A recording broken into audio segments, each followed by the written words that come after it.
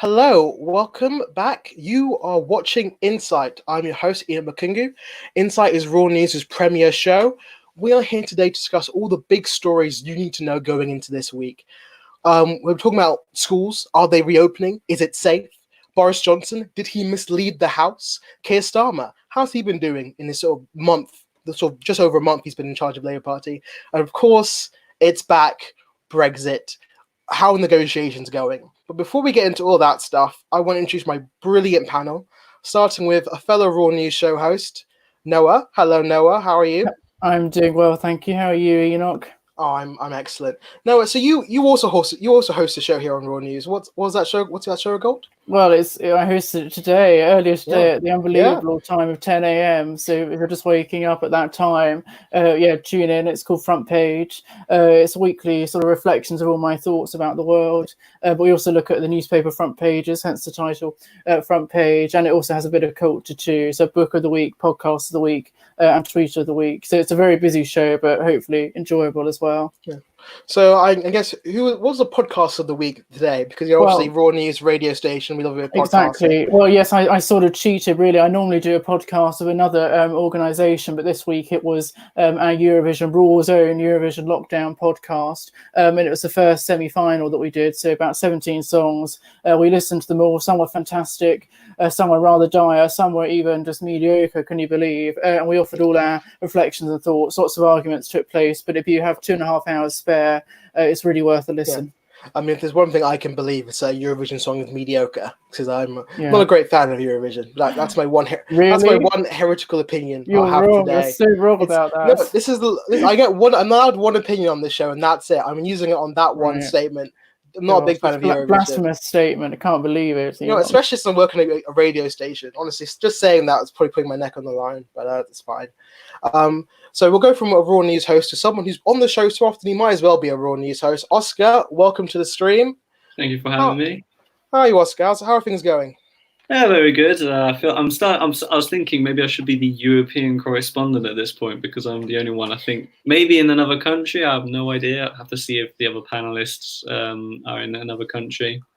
I can tell you how it is in lovely France for you. That's going to be my introduction next week. Be like, we'll go to our European correspondent, Oscar. How are things in France, Oscar?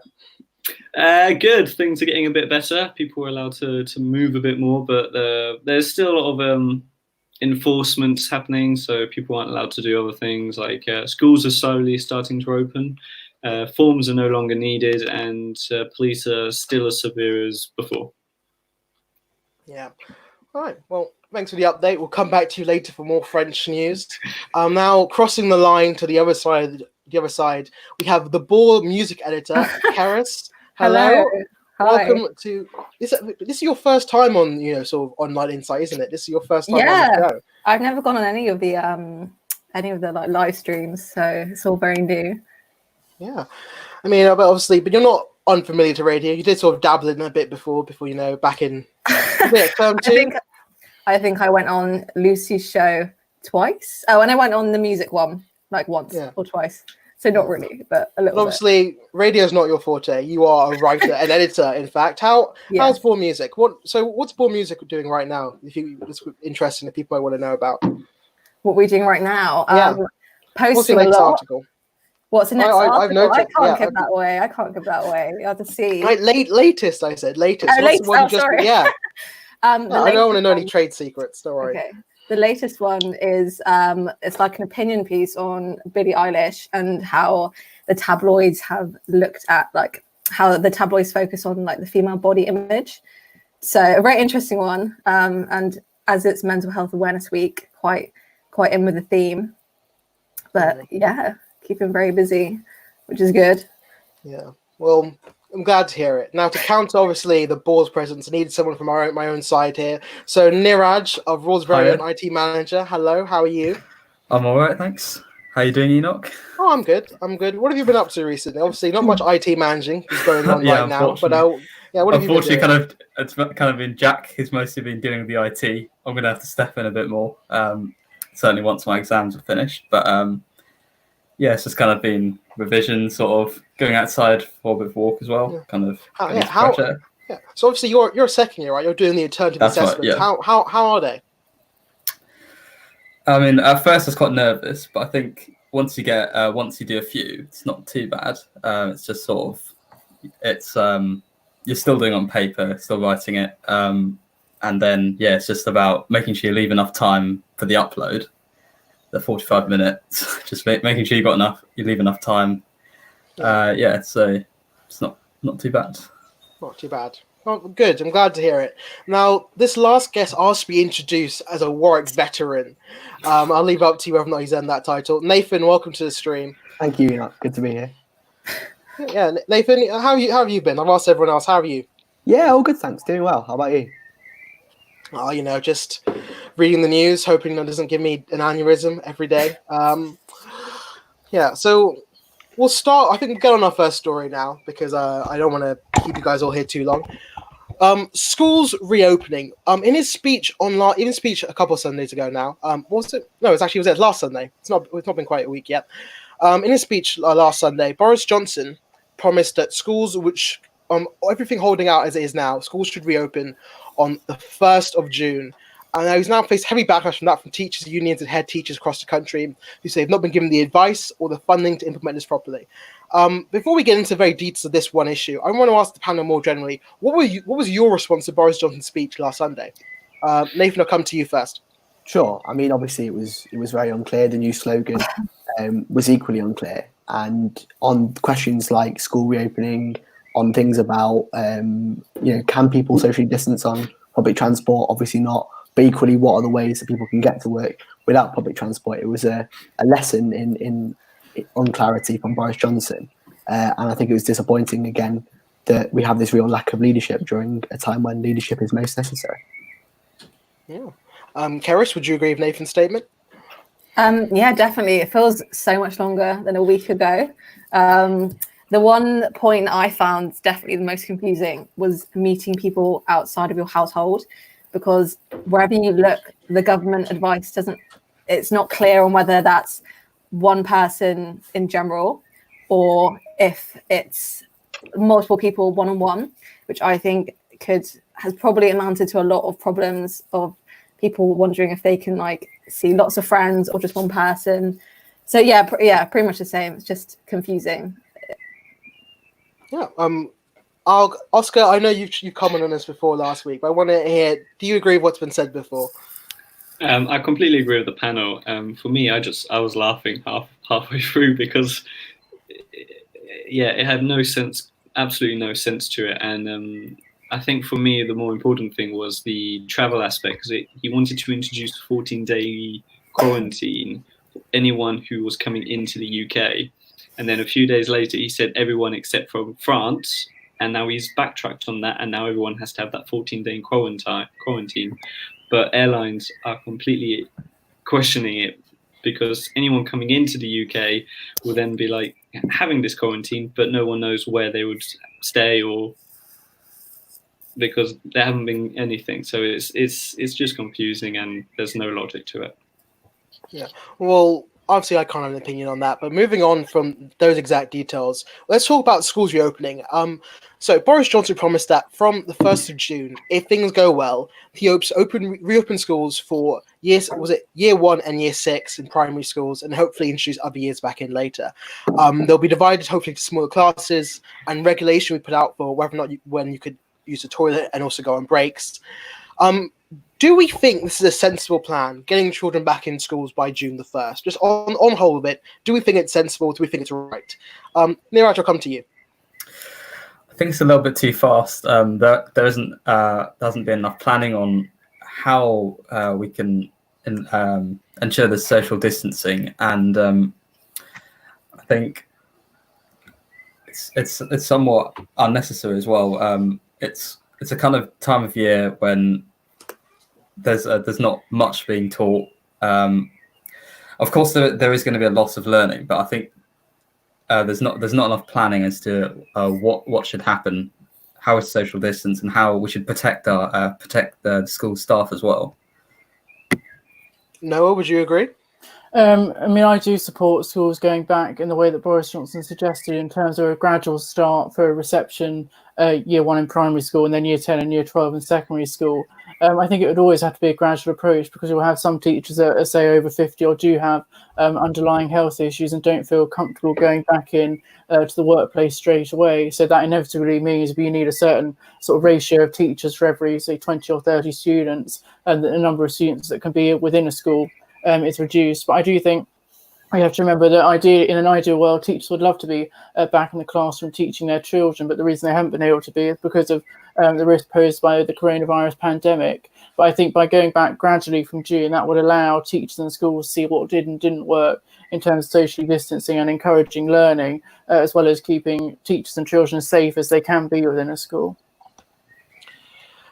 So teachers unions and head teachers come out against the plan, essentially saying the government's, as of now, currently, if the government hopes of going back to school in, let's say, almost a week, 2 weeks until June the 1st, they have not been given enough details or time to plan a proper response and how they would deal with certain issues. They've also said it's a risk to teachers because they do not yet know whether or not children who currently seem to be asymptomatic, if they come in contact with coronavirus, are super spreaders, which was a big concern earlier on in the crisis. Do we think that do we think the government's taking these concerns seriously? Nathan? No, clearly not. I mean, I think everyone argues quite rightly that the lack of education results in inequality, and nobody's disputing that. But the question is about safety and whether it's safe for teachers, firstly, to go back into that environment. And clearly it isn't, because it's difficult and almost impossible to practice social distancing in a school, particularly with younger students. But also the secondary question of whether or not that super spreader question, and whether or not children can spread that beyond, and whether schools therefore become vectors of infection. You know, if you've got kids of people who are shielding and they catch it, you know, they're going to have to socially distance within their home. I don't think it makes much sense. I think the focus is wrong. Focus shouldn't be on reopening schools, but instead how we can make it as equitable as possible to keep that learning online, as unfortunate as that is. Yeah, I'll go first to panel. Do you agree? Any Oscar? Because I know, Oscar, that's interesting to you as our French correspondent. I know in France some schools have reopened under some sort of social distancing, and Oscar, some schools have. Yeah, no, it's fine. I thought you were just running away from the question for a second there. Like, no, I'm not. Yeah, some schools have reopened under social distancing. Do you think that it's that's working out? That's a good policy? Yes. No, I think the issue with the schools reopening so soon is it's just going to cause a lot of issues. The teachers aren't prepared, the classrooms aren't prepared, the lack of PPE, and there's a whole nightmare surrounding that whole situation. But then again, the children that rely on schools for decent meals and the education, that is one of the biggest worries. And the government might have that a little bit in mind, but they're not focusing on the bigger picture. They're looking at trying to get the whole economy back into place, and that's their main focus. And they're focusing on the wrong thing, clearly. But with schools opening, that the people who do need the school and the food which schools can provide, I think is a huge necessity, and that's why I do believe the school should open for that purpose. Yeah. Now, one of the big features we've seen of this whole debate over schools reopening is it's sort of become an almost culture war, as people as we see newspaper headlines, decrying unions as stopping the heroic teacher from going back to education, and we've seen some MPs from both sides of the aisle, former MPs, I should say, coming out and saying we think that unions are being too harsh on this. Let schools reopen. The children need this. Why do we think this has become such a cultural issue? And do we think it's right that an issue like this has become a cultural issue? Cerys, I'll come to you. I think I saw the other day that I don't know what year groups they have, but like Eton isn't going back until September, which is quite ironic considering that putting all other schools back from June. In terms of culture, I don't know, it's hard. I think there definitely are. I think what we need to answer before, like equally as much as sending kids back to school, is if we don't send them back to school, what's going to be a substantial substitute, because making unqualified parents teach their children in such a chaotic time isn't really much of a substitute. And I think that the online learning that has been provided, is a lot of like discrepancies between certain schools sending home lots and lots of work for their children, and then other schools not really doing half as much. And then if you think now, give 2 months, the kids aren't going to be in school anyway, they're going to be missing out on such a huge gap of their learning. So in that sense, I definitely think it could become quite a cultural problem. Yeah. Well, I mean, on the idea that there's going to be a huge gap on their learning because they're going to stop in 2 months again anyway, some have suggested a plan where the government essentially scraps the summer holidays and kids just go back and sort of have a massive catch-up session until they can start properly in September. Pamela, what do you think about this idea of sort of basically sacrificing some of these children so they can catch up in education? Neeraj, I'll come to you. So what's the question again? Oh, yes. No, it's fine. Another government. People have proposed a plan. Basically, instead of a summer holiday this year, you just have a massive a summer school essentially to catch children back up to where they should have been, so school can restart as normal in September. I think that does sound like a good idea. It's just kind of how should that be? How should that happen? Like, what kind of tools can be used to facilitate learning over the summer? Again, I think a problem with different schools, maybe some schools not being able to offer that sort of help to some of the, because they don't have the resources. So not sure if all the schools can offer a sufficient education to their pupils over the summer. Yeah. Panel, would you say you agree with what Neeraj said, that if schools can provide that over the summer, they should? If they can't, the government should be like, well, throw its hands up, say, well, that's not going to work. Nathan, what do you think?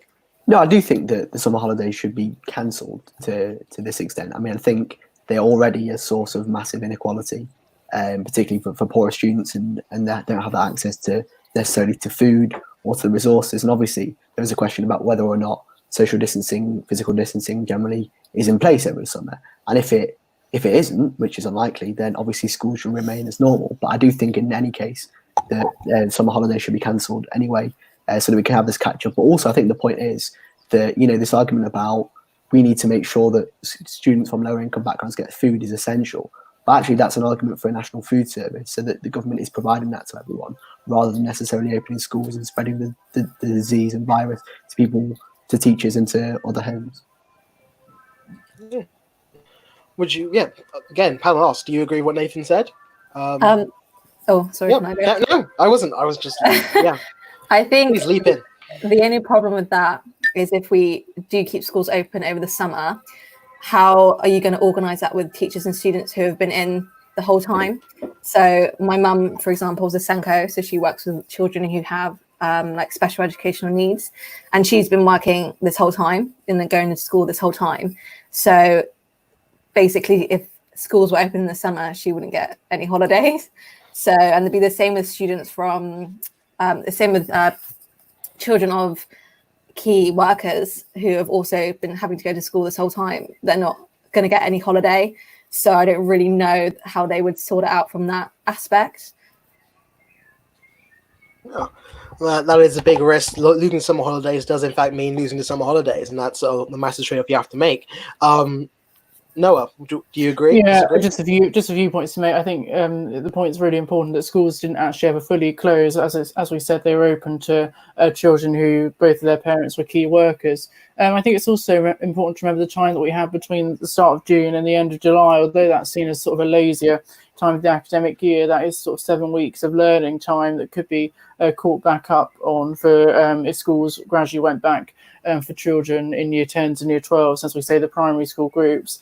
But I think it's important to look at education not only from an inequality perspective, which other members of the panel have clearly discussed in terms of access to online learning, but sort of the purpose of education itself. Should we regard education workers as key workers like health workers, bus drivers, shop workers that didn't stop during the pandemic, that carried on, that if you had a, say, health worker that was over 70, they themselves isolated, but the actual health process didn't stop. And I wonder whether we should look at education in the same way and sort of regard, you know, that pursuit of knowledge and passing on information to the next generation is so important, that schools should really come back, and not just passing on knowledge, but in terms of kids discovering themselves, you know, interacting with other children, you know, learning resilience, learning how to ask for help.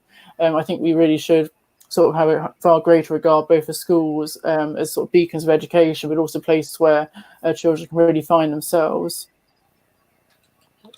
Yeah, I think that's a very interesting perspective to raise. Oscar, do you agree with what Noah said? Yeah, I completely agree with Noah. I think that would make much more sense than the schools. The thing with the schools completely opening, because they are still open, and the people that have worked over this time, the teachers, do need a holiday to rest and to grasp and understand the situation that has happened with the coronavirus pandemic, and adapt and change some of the things which could be necessary for the future, which if the pandemic does occur again. Yeah. Now, we've been talking about people with childcare issues. Boris Johnson, he came under fire this week because he was caught out, as they say in Parliament, of misleading the House when Keir Starmer asked him about government advice issued in early March that warned that there would not be a major healthcare crisis in the care home system. He denied that was true. Of course, it turned out that that was, in fact, in the government advice, and Keir Starmer asked him to come back to Parliament and recall it, and Boris Johnson has refused. Firstly, I want to panel, how much of this is actually, do you think, has actually gotten out of the sort of Westminster bubble? How many of you had heard about this issue before coming on the show today? Is it just Oscar? Yeah. Oh, yeah, okay. I suspected. You know, I was worried why you weren't putting your hand up. I think. Why do you think an issue like this, where the Prime Minister has essentially been accused of lying, has managed to somehow not get out into public consciousness? Well, Oscar, I could. Well, it's because most of the media is their control is blocking a lot of the things which are saying, because the media. Daily Mail, the Mail, and the large newspapers are mostly read. They don't want to sully the Prime Minister, because they've been such avid supporters of him, and they don't want to kind of say, oh, he's been lying, he hasn't been great, you know. They want to keep the Prime Minister in high hopes, even though they did criticise his plan on the Sunday, but they're still vivid supporters of the Prime Minister. But even if that's true, there are some. Why wouldn't the story be picked up, say, more by the BBC or by the Guardian, who, of course, not firm friends of the Prime Minister? No, Noah, Oscar, do you want to everyone? Oh, okay. I just think it's important to distinguish between lying, which is almost where you're intentionally trying to see Parliament, and simply making an error. So I think we have to establish some clarity over whether Boris Johnson deliberately tried to give the wrong information in the House of Commons, or whether he simply wasn't well briefed enough. And I think the easiest thing to do if you aren't well briefed enough is he should have come back to the House and said, I made an error, this is what the advice was, and try to rectify it. But I think, the reason why very much most stories within Westminster remain within the Westminster Village, it's only really politicians, key political journalists, politicos like myself that really follow these stories day by day and understand them. I think people far more will be focusing on their daily lives and how it's transformed because of coronavirus. And I'm sort of quite worried generally about the lack of, I guess, opposition and questioning of the government, because it's seen as if you question the government, you're almost for coronavirus, or you're against the government solving coronavirus, which of course isn't the case. So I think opposition, a robust opposition, which I think Keir Starmer is demonstrating at this time, is really important. And maybe perhaps one of the only positive things to come out of coronavirus is a discussion of social care and the crisis of social care, especially in an ageing population, which requires attention both from the government and the public. Yeah, I mean, obviously, you touched on the government's response there, Noah. One of the things we've seen, not just in this particular case, but overall this week, is the government's been coming out more aggressively against people either claiming they've misled them on evidence, or they've been distorting the facts of situations. They've been writing more blogs in response to journalists in particular. What do we think of the government's new communication strategy, away from going on television and trying to say, look, we're dealing with crisis, we're sorry if we've made mistakes, we're handling it, to a more aggressive, no, you're wrong, we're doing the right thing, leave us alone policy? Cerys, I'll come to you. Honestly, I don't really understand the government's logic behind anything, to be honest. I mean, don't even understand the logic, just do you think it's a good idea? Do I think it's a good idea to attack a journalist? No. I think the only problem with if they went kind of went to the public and apologized for their errors, they'd be doing that 24/7. So I guess they're just trying different tactics in the hope that it will work. I really don't know. Yeah, Nathan, what do you think? Sure, I don't think it's really a new strategy. I think this is classic Dominic Cummings. This is go and attack the journalists when they're not parroting your lines. And I think the difference for him is that throughout his political career, in the Euro, in Vote Leave, in the most recent election campaign, possibly to the largest extent, the media's always been on his side. He's always been on his side, and I think he's actually probably finding it quite difficult that they're not, and therefore goes on the offensive and tries to do his classic enemies of the people line, whilst not actually responding to the substance of the debate. And that's what the benefit that the right always have in the British political ecosystem, is that the media will always defend them, as has been pointed out. And when they're ever criticised, even reasonably in this case, they get very defensive about it because it's so unusual. But I think actually they've been effective in distracting from the substance of the debate. And the substance of the debate is that they discharge people from hospitals into care homes, spreading the infection to the care homes amongst the most vulnerable people to the disease. And that is the serious scandal. And I think hopefully that will be picked up as much as possible, because it is a massive national scandal. And secondly, the one about that they're going to let homeless people, stop the support given to homeless people, and that's one they've been having attacking journalists about. Again, that's disgraceful, but clearly the media ecosystem works for them, because they can just do these, "Ooh, you're all smearing us," and everyone forgets about it. I mean, let's talk about those two issues you raised, because obviously, this is the media. Let's discuss it. The first story to us, the care home crisis, where the government on early March basically said, we don't think there's a crisis in care homes. It's safe to admit patients back into care homes.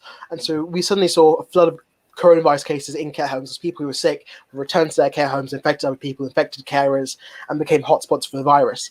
And of course, the other crisis, the homeless issue, the government early in the crisis said they were going to let homeless people stay in hotels, and there are now signs they want to wind down that policy. Let's start with the first one, as I said. The care home crisis. Why do we think the government got this so badly wrong? Noah, you've been covering this on Front Page News. I'll ask you. I mean, it's extraordinary to think about it when you think that we do, as I said earlier, in the UK have an ageing population, a significant number of people over 65, and something as social care in itself, while not receiving the government attention I think it should receive, was certainly creeping up the political agenda. So it is extraordinary to think about this. I can't. Obviously, most of it will come out within this inevitable government inquiry that will take place after the pandemic has reduced in severity. But it does sort of seem extraordinary to think about. The government might say they were guided by the science, which is a term I dislike, because it's both far too simplified and actually tries to distract accountability from the politicians themselves. But clearly, I think they didn't really appreciate the scale of the pandemic within the UK, and that meant their initial strategy generally was far more based around individuals social distancing rather than groups socially being enforceably socially distanced by the government. So I think it's probably just a lack of recognition as to how serious the pandemic was going to be in early March before they had to resort to a nationwide lockdown. Yeah, Oscar, would you agree with that? The government didn't take the issue seriously enough. Oh no, clearly the government had no focus and understanding of what was going to hit them. They were looking at the other countries. Italy, at the beginning, Boris was saying, "Oh, we have nothing to worry about. I've been shaking everyone's hand. I've been going into hospitals where there have been a few cases of coronavirus. I've been shaking everyone's hands," and he kept shaking on people's hands, and he had no idea what to prepare for, because he is a man that has nothing ready. He has no preparation in anything. He got into power after Theresa May had no idea of what they were doing with Brexit, and he's just continued that thing where this government has no idea what they're doing on a continuous and daily basis, and it is damaging people, and it's hurting the people of England and the United Kingdom. I mean, well, the government would sort of say in response to that, in their new blogs maybe, that they have no idea because it's a very new situation. We haven't seen a pandemic like this in modern times, and they are doing their best to tackle it. But looking at other countries who have a better understanding of it, even looking at New Zealand, if you compare England, Brazil, and America, there are three things similar, all following through. A man who has no idea what he's doing and is boisterous and theatrical, and that's all that they know what they're doing. Oh, okay. Well, I mean, Boris Johnson would argue he's not been as bad as Trump has on this issue, but we're not talking about Trump in this show, thank God, for once. He's managed to keep his head on the water, although he did kick up some Obamagate nonsense earlier this week. But so we'll discuss the care home crisis. Actually, Nathan, do you want to say the last one, the care home crisis, before we talk about the homelessness scandal? Sure. I mean, just to add, I think Oscar's point is absolutely fair, and I would entirely agree with it. And also that the government are trying to boast that, oh, look, that their main benefit is that the NHS wasn't overwhelmed. Well, the reason the NHS wasn't overwhelmed was because they moved plenty of people into care homes and created another crisis. So it's hardly an achievement. And secondly, is to point out that when this advice was going out in early March, in the first 2 weeks of March, the government was still pursuing a herd immunity policy. I know they deny it now, but then it didn't happen. Just like they deny they're going to put a border down the Irish Sea when that's obvious, right? They have a propensity to be economical with the truth. But they were pursuing a herd immunity strategy back then, and that guided every fulcrum of that policy making. So it's that's the reason why we have the highest death toll in Europe. Well, before we go on to discuss care, we have had a comment in, actually, Nathan, for you. Johnny Jenkins says, love Nathan's hoodie. Thank you, Johnny.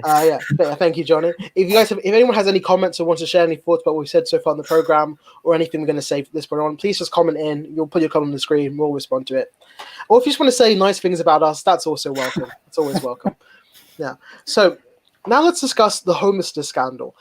So the government instituted a policy at the beginning of this crisis where homeless people will be housed in hotels or similar accommodation until the crisis was resolved, to keep them off the streets and help prevent transmission there.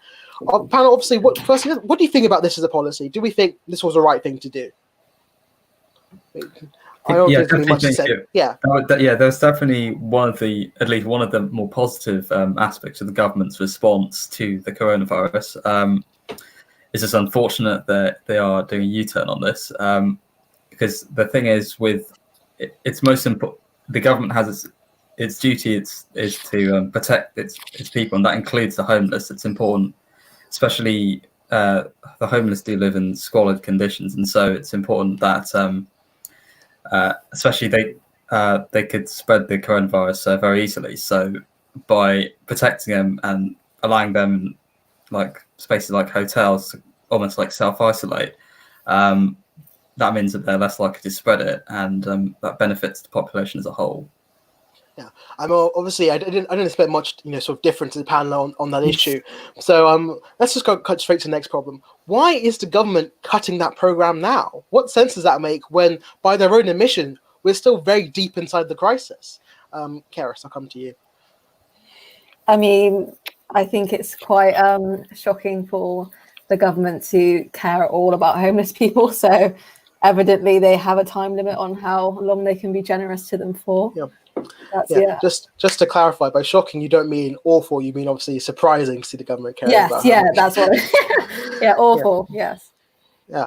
But obviously, I mean, the government has, when they introduced the policy, they put it as a public health issue. So what's changed in their calculus?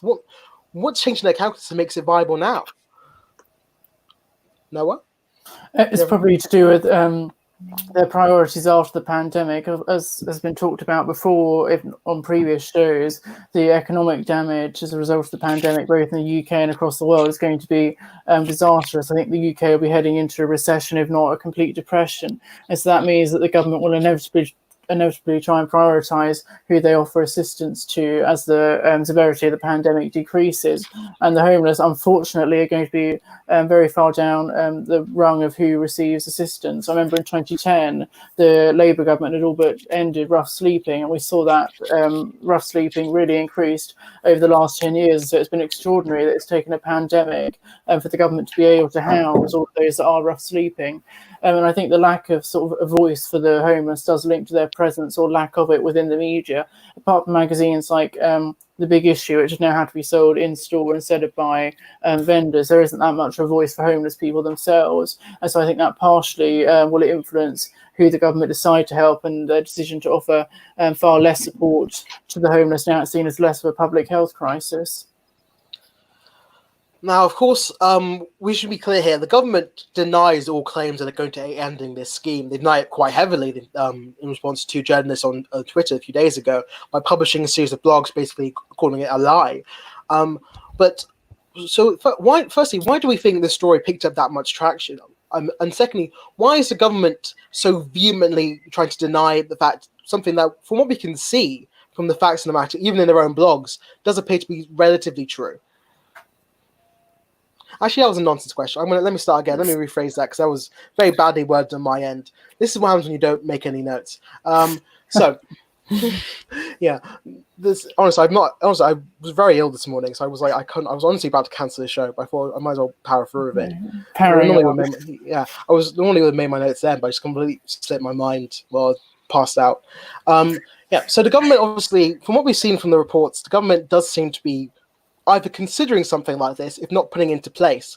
Why do we think that?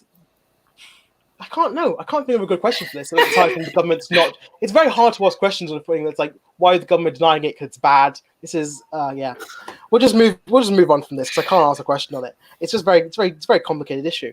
So let's get back to Boris Johnson lying to the House. How has he gotten away with it, essentially? How has he not been forced to go back into the House and say, I'm sorry, this was a mistake?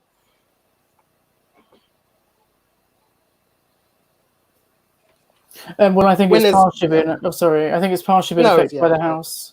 I don't know who's answering. Yeah. It's partially been affected by the fact that the House is sitting virtually, so you only really have about 50 MPs in the House at any one time. And so the fact that you haven't got 600 MPs there all lobbying probably for the Prime Minister to come and make a statement, apologising or correcting the record for Hansard, probably sort of makes the Prime Minister believe he can get away without doing it. And even though you've had sort of virtual select committees that take place, which are far better ways of probing government ministers, the fact that they've been virtual means that sort of face-to-face interaction and interrogation that would normally be experienced just hasn't been there on the same level. So I think, generally the fact that Parliament has been sitting, but not in the same way that it normally has. You've had MPs doing electronic voting has meant that's been seen as less of a priority than simply the fact that the House sits at all in any form.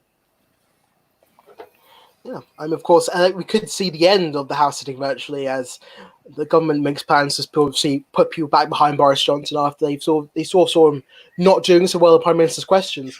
Do we think it's the right time to bring back Parliament? Do we think they can do their job just as well virtually, or does this prove that we actually do need a sitting House? I saw you shaking your head there, Oscar. I'll come to you. I think the reason why it was like Rees-Mogg who was really pushing for Parliament to come back in after the question time to the Prime Minister, because the Prime Minister, when he's alone, has, like I said earlier, has no idea and no arguments, he's not organised. Well, Keir Starmer he was a lawyer, he knows exactly what to say, well, not what to say, but he's prepared, he comes in prepared. Boris does not come prepared. And in Parliament, when Boris is talking, he then uses the rest of the people who are supporting him to make it in a theatre and a show so that he can be like, oh, and then people are like, oh, and no one gets anything said or done. That's why they're trying to bring in the House back into place. And it will just do no good at this moment in time, because then nothing will get done, nothing will get organised, and everyone will just be at this weird stalemate, just going to each other. Oh, well, some people might argue that is a crucial part of our democratic process. So, that's what holding the government to account means, is getting a bunch of people in that room and yelling at each other. We have seen, though, that the government has been more casual about not attending Parliament when making statements, particularly like Boris Johnson's speech on Sunday. Do we not think that it might be important to get Parliament back so they can put some pressure on him to actually recognise them as the main legislative body and body the Prime Minister making speeches to? Well, I'm not sure that's you've misdiagnosed a problem there. Yeah, possibly provocatively for a question, but I mean the point is Boris Johnson has no regard for Parliament as an institution. I mean, a couple of months ago he literally prorogued it for no apparent reason. He's done not very many Prime Minister's questions at all since he became Prime Minister 6 or 7 months ago. But that's a separate problem to the fact that he wants to bring MPs back physically to Parliament when virtually no institutions are sitting physically anyway. And that puts MPs of all parties in danger, particularly those with underlying health conditions and those who are shielding. So it's absolutely pointless. And makes no sense. We've seen over the past couple of weeks that it can be done. So therefore we should continue it. And I think the point is that Boris, I agree with the other panelists that the reason they're bringing physical Parliament back is because they think that's the panacea for Boris's Prime Minister's questions problems. That's the reason, but I'm not sure that is true. The reason he's done so badly is because Keir Starmer's questions have been good, and that's not going to change if you have a few posh Tories jeering behind him. That doesn't change the solution, the problem, which is Keir Starmer's questions have been good, and actually Jeremy Corbyn's questions to Boris Johnson caused him plenty of problems, even when there were plenty of MPs sat behind him. So they've misdiagnosed a problem, and they're going to put MPs in danger because of it. You mentioned Keir Starmer, so I think this is the time to transition to a new topic.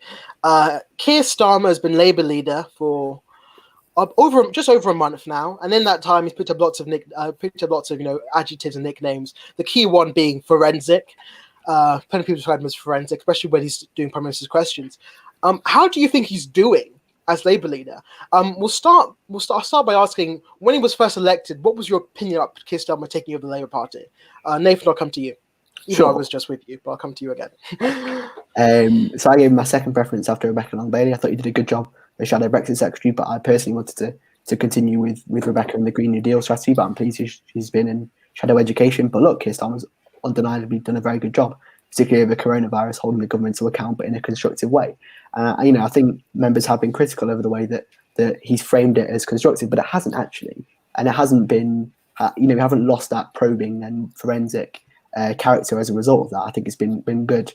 And although Prime Minister's questions doesn't have much of an effect, what it does is set like a framework for election debates, if anyone watches those, and how the party frames its arguments against Boris Johnson at an election. I think it's undeniably been a success. Equally, his anti-Semitism policies have been fantastic in engagement with the Jewish community.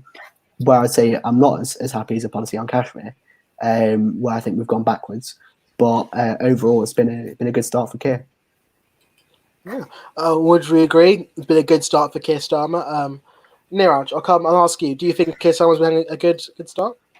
Yeah, I agree with I agree because he's definitely probed the Prime Minister very well. He's done the right thing. He's not been there simply just to attack the Prime Minister, but simply to try and offer kind of constructive opposition.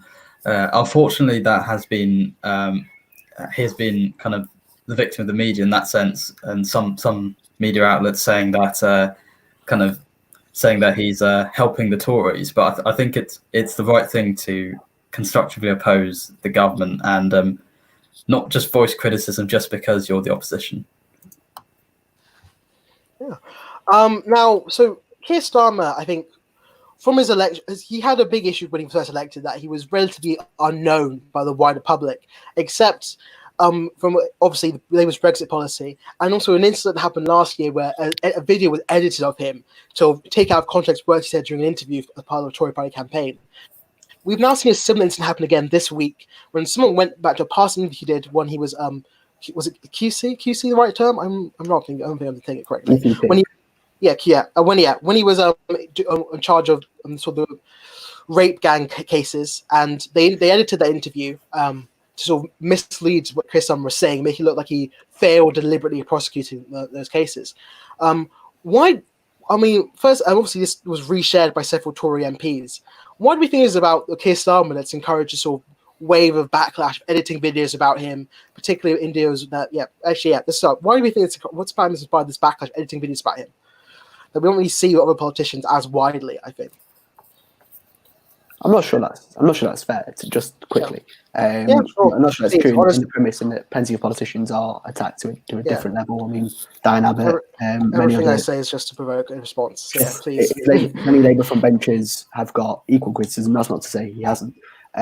Is that the reason that this most recent one came out is because they're scared of him, and these Tory MPs, mostly frontbenchers in Nadine Dorries, and there's a whip there, are worried, and it came straight after Prime Minister's question. I think with regards to the first case during the Tory election campaign, I think that was one of Linton Crosby's dead cats. It was after a bad news day for the Tories, and they wanted to distract it. So actually, even though it seemed like a mistake, I think we'll see from Tim Shipman's book all these secrets about whether or not a lot of the Tories' intentional mistakes were, or unintentional mistakes were actually intentional. I think that's possibly evidence of intentional. Sorry, I just want to break some news. That's why I was so distracted in the last couple seconds.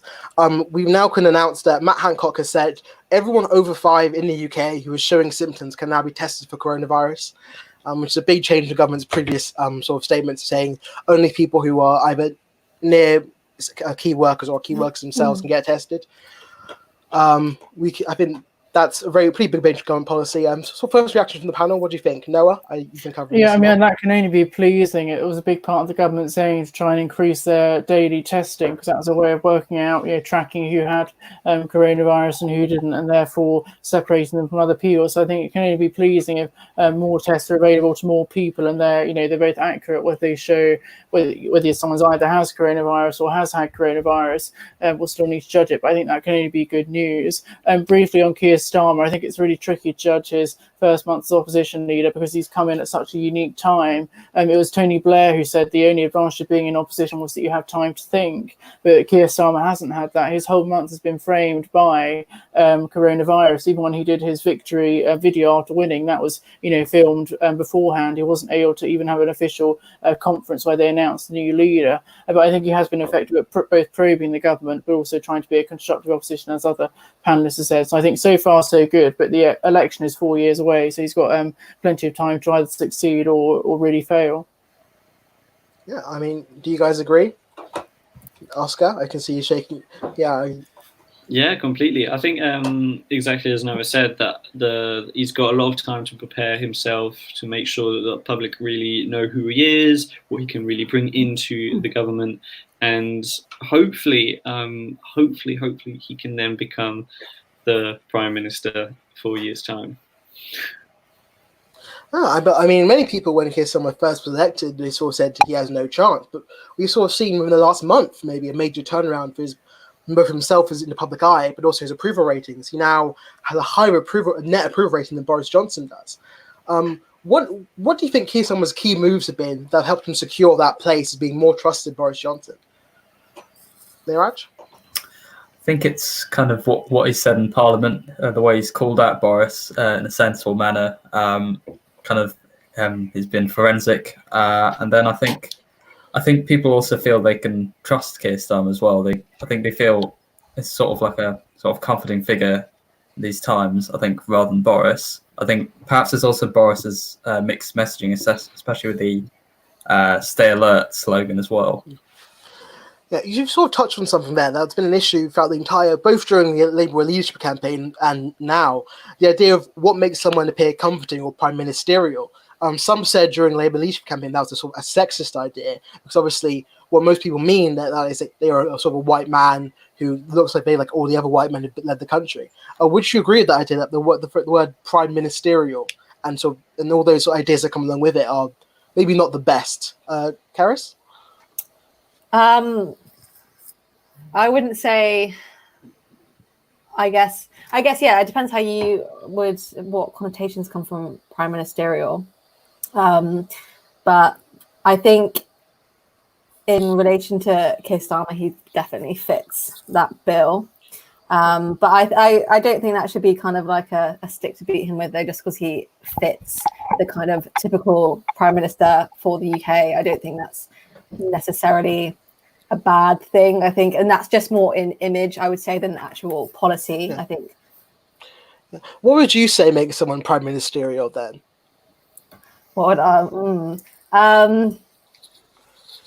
I think it depends. Yeah, it depends if you use that word to describe image or policy. But I think in terms of image, definitely, yeah, kind of private school educated white man definitely kind of fits the bill. But I think the policies of all the prime ministers in the past have been too diverse for there to be a set prime ministerial policy. If you get what I mean. But image. Yeah. Nathan, what do you think?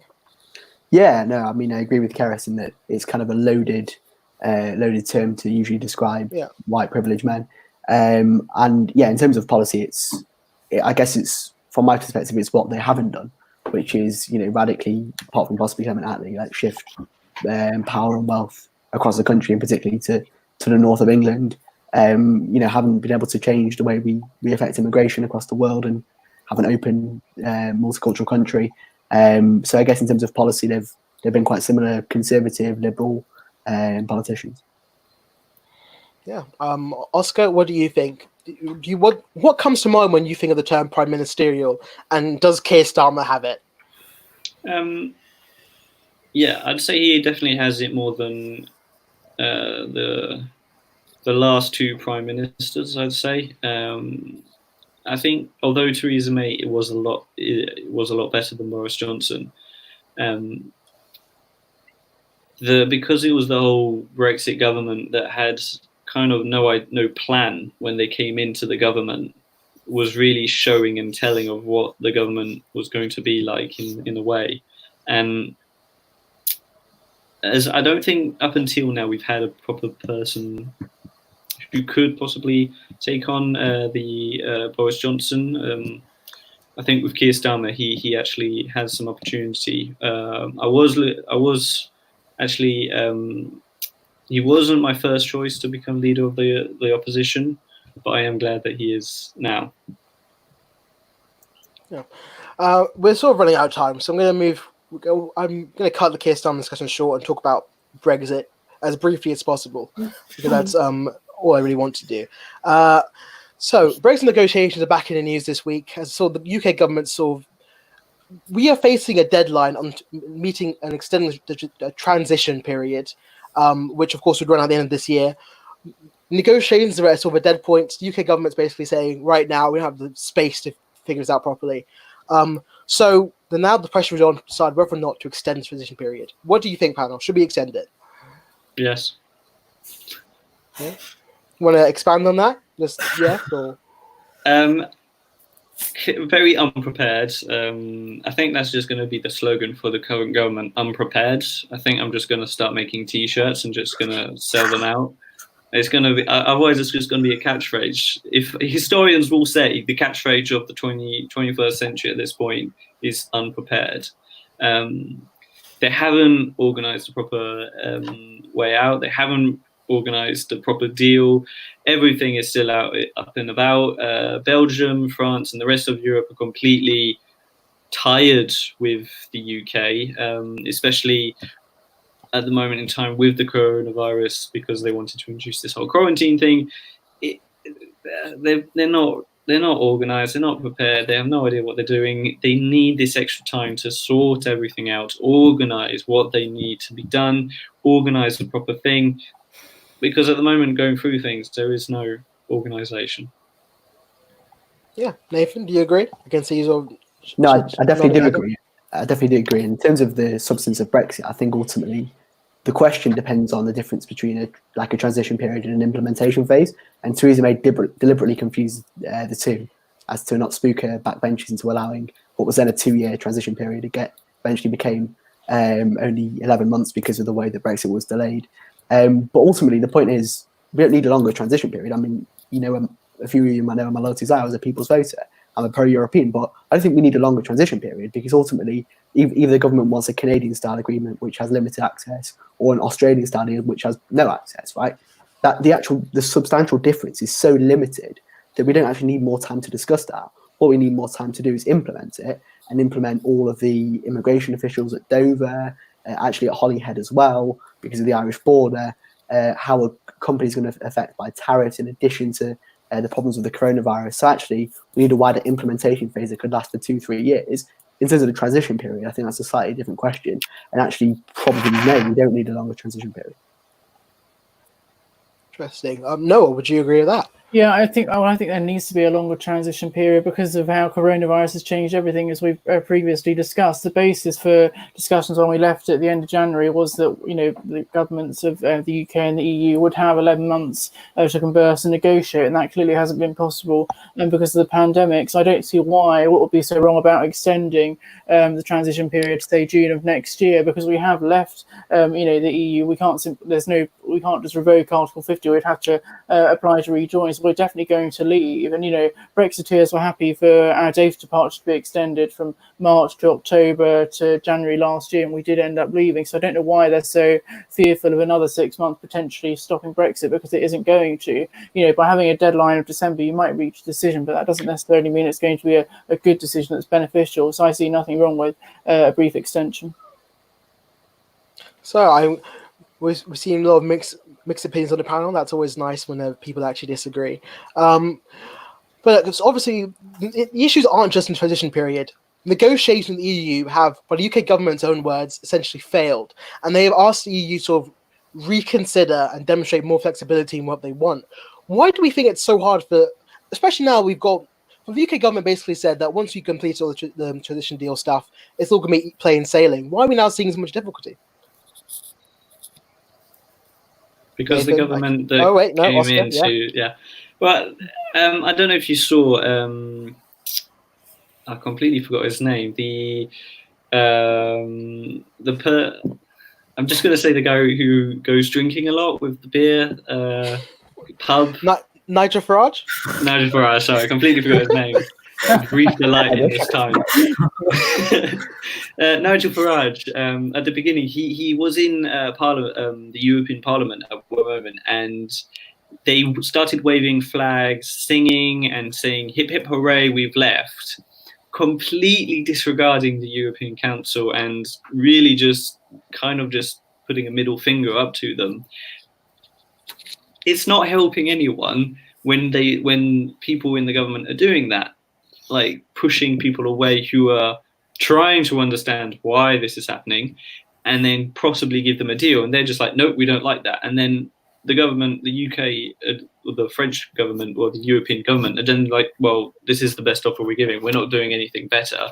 It's take it or leave it. And then they're like, no. And then they come back crawling and say, could we? And then it's just. Well, I mean, the UK government would argue in response to that. They would say, well, why is it that we can't have a negotiation? The point in negotiations is that people change their minds and you give and take. It can't just be one side has a hard line and the other side has to sort of kowtow to it. Yeah, but the point that the EU would make it, the point that the EU would make it, and rightly so, is that the incentives are on the UK side to change. I mean, the UK can't say we're leaving and then complain that it's unfair when the EU stacks the process against them during the leaving process. That doesn't make any sense. Right? As part of leaving, you have to take the terms or the options between terms that the EU are giving. And if you don't like that, we shouldn't have left. Right? That's the point. But ultimately, is there any difference between what the government's primary objective is through this negotiation, which is a Canadian-style free trade agreement with limited access and lots of regulatory freedom for Great Britain, or crashing out with a form of no deal, which is slightly different to what would have been no deal in October, i.e. the Irish border is sorted to some extent. And I think there is no difference between the two, at which point, why would we bother to extend the transition period? It's ultimately a choice between one or the other, and it's a very limited choice at all. Yeah. Any final words on Brexit before we have to start bringing the show to a conclusion? Neeraj, that was a very sort of solemn sigh. Anything else you want to say? Didn't actually have anything to say as such. Now you're on screen now. So. well, now I'm on screen, so I might as well. So I think I think the thing is the EU do hold all the cards now, so they do sort of have the right to sort of kind of halt the process in some way. There's nothing really the UK government can do about that, except just keep pushing on. But definitely the transition period should be extended, because as Noah said, we can't not leave. no more of the revoke Article 50 stuff. It's going to happen. I don't see why the government's so impatient. Yeah, and Well, finally, yeah. If we do crash out, and it's almost like coronavirus is a perfect storm for the government, because if the economy is then a disaster because of Brexit, they can just blame it on the coronavirus. It's almost, the cynical part of me thinks it's a perfect timing. Yeah. Any last words before I start to wrap up the show? Cerys, you want to tune on jumping on Brexit? On Brexit, I miss when that was our biggest problem, to be honest. But yeah, don't we all? Thank you for listening, everybody. Before we go, I just want to mention two things. Firstly, tonight the All Student Vote is doing a live stream tonight to discuss the motion proposed for this, last All Student Vote of the year. Please, honestly, if you're interested at all in student politics, please do go along and watch it, and then remember to vote in the All Student Vote. It's because it's very important to reach quorum. And while you're voting on that, remember to vote in the Raw elections so we can have a full Raw exec and can really get down to doing some really interesting stuff. But yeah, thank you for watching. Thank you to my wonderful panel for being on. You've been absolutely fantastic, even if I've not always been. And this has been Insight, and we'll be back next week. Thank you. Goodbye. Right.